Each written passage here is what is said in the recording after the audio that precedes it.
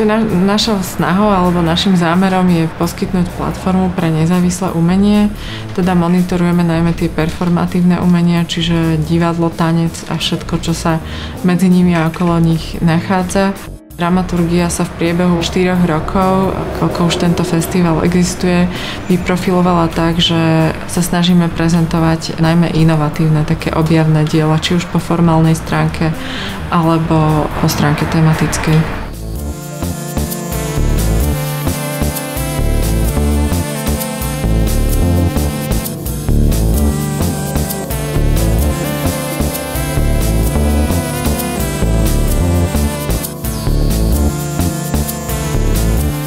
V prípade Debris Company mali túžbu jednoducho spraviť niečo v záhrade, vyskúšať kombináciu svetiel a vlastne toho prírodného prostredia, konkrétne stromy a tráva ich zaujímali, ako budú korešpondovať vlastne so svetlami.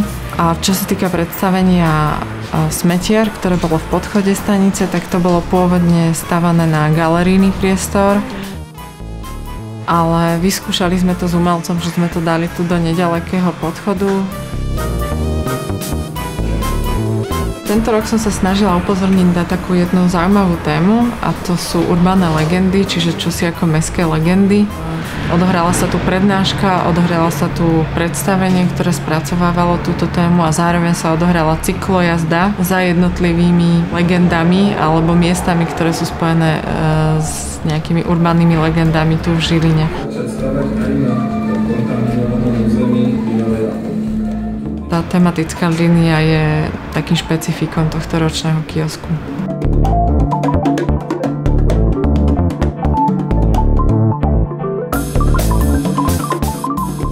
Môj zámer bol z Inhabiting the Space urobiť to, že my dvaja tanečníci, traja,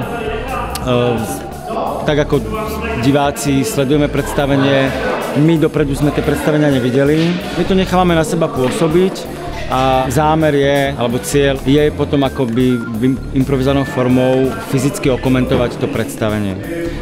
Nie je zámer urobiť na to paródiu a tak ďalej. Hovorím to preto, že vlastne dneska sme s Luciou Kašarovou robili Inhabiting the Space a obidvaja sme šli respektíve so serióznou, vážnou intenciou do priestoru, ale stalo sa, čo sa stalo.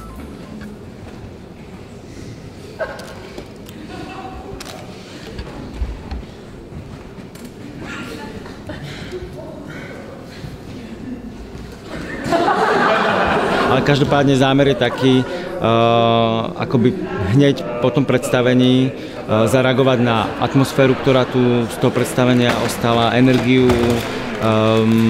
pohyb tanečníka aj na scénu, ak tá scéna je a tak ďalej a v 10 minútach to nejakým spôsobom spracovať, akoby taký hlas diváka.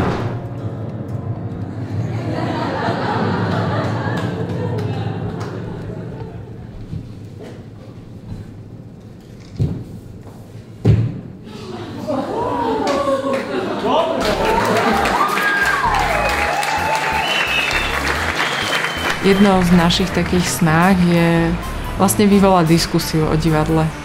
A myslím si, že tento rok sa nám to určite podarilo, či už tými kontroverznejšími predstaveniami, alebo na radných fórach. Rovnako súčasťou kiosku je porota Jan Rolník a Jan Beneš z Inštitútu svietelného dizajnu, ktorí sa vlastne vždy na ranných fórach vyjadrujú práve k práci so svetlom a scénou v rámci jednotlivých predstavení. Celkovo kiosk je asi taký, je vzácny možno práve tým, že je to taký akoby festival malého rozmeru a také komorné atmosféry, čiže tu sa bežne dostane divák do kontaktu s umelcom, ktorého videl pred chvíľou vystupovať na scéne. Čiže môže sa to stať jednak aj počas tých ranných fór diskusných, ale rovnako po predstavení tu proste 5 minút po predstavení spolu sedia na kofole.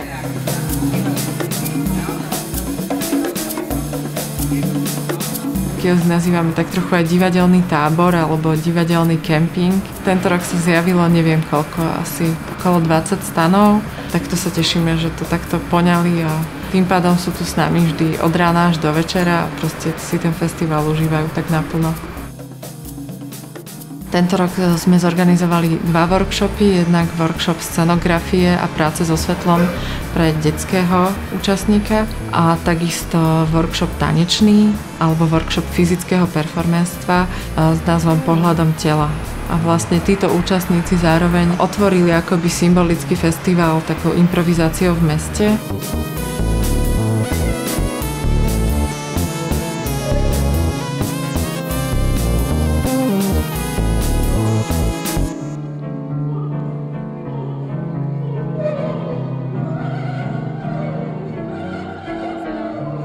Participanti mali možnosť ostať ešte na kiosku, akoby taká predĺžená ruka toho praktického, čo zažili za 5 dní intenzívneho od rána do večera, zrazu aj v takej tej mentálnejšej polohe.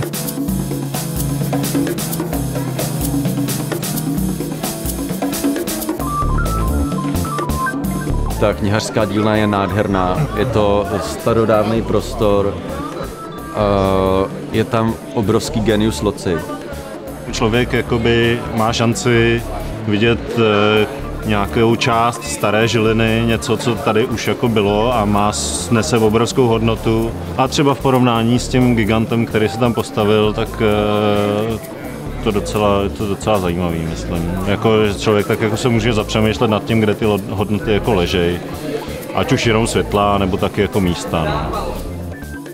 Téma svetelného dizajnu na kiosku bola vlastne hlavnou iniciatívou Tomáša Moravka, ktorý pôsobí na stanici ako svetelný dizajner a technik. My už sme sa dlhšie rozprávali o tom, že by sme možno realizovali nejaký workshop alebo proste, že by sme otvorili vôbec túto tému, pretože na Slovensku sa o tom hovorí málo a nefunguje to tu ako samostatná profesia alebo zložka inscenácie, ktorej by stálo za to venovať pozornosť. Tak sme sa rozhodli, že to skúsime tento rok práve tým ocenením, ktoré budeme udeľovať. We have renamed the prize so it became a prize for lighting potion. Během dalšího koukání na další představení jsme ji ještě jednou přejmenovali na cenu za počin. Just the poaching. Petr Šavel a Stano Dobák za představení Match to Match.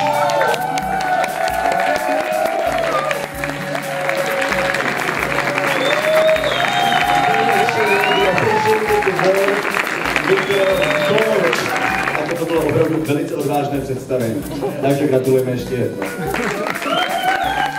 Úkol těchto cen, to je zviditelnění, jo. Nejde o to říct, ty seš dobrý a ty seš špatný a já ti řeknu, jak to máš dělat. To vůbec není pravda. Pohybujeme se na půdě umění. Jo. Všecko je dobře. Všecko je možné, takhle bych to řekl. Všecko je možné. Tam jde o volby. Jo. Člověk dělá volby. Vlastne, čo také povedať? Ja neviem, že ďakujeme, že ste prišli. Bolo to bohovské, koľko vás tu bolo. A dúfame, že sa vám niektoré predstavenia páčili a že vás tá atmosféra oslovila. Dúfame, že vám chutilo. Myslím, že kiosk svojou návštevnosťou, čo znamená v preklade, že naozaj každé predstavenie bolo vypredané, ešte aj tanečné filmy dokonca. Len potvrdzuje, že odvážny divák existuje a vyhnutý druh to určite nie je.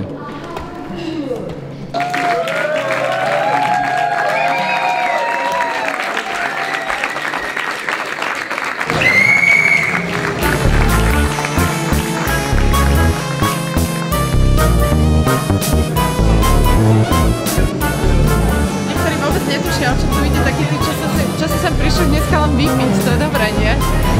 Že tu hovorím nejaké neznáme pojmy a oni chcú len pivo proste. Šavel na predstave.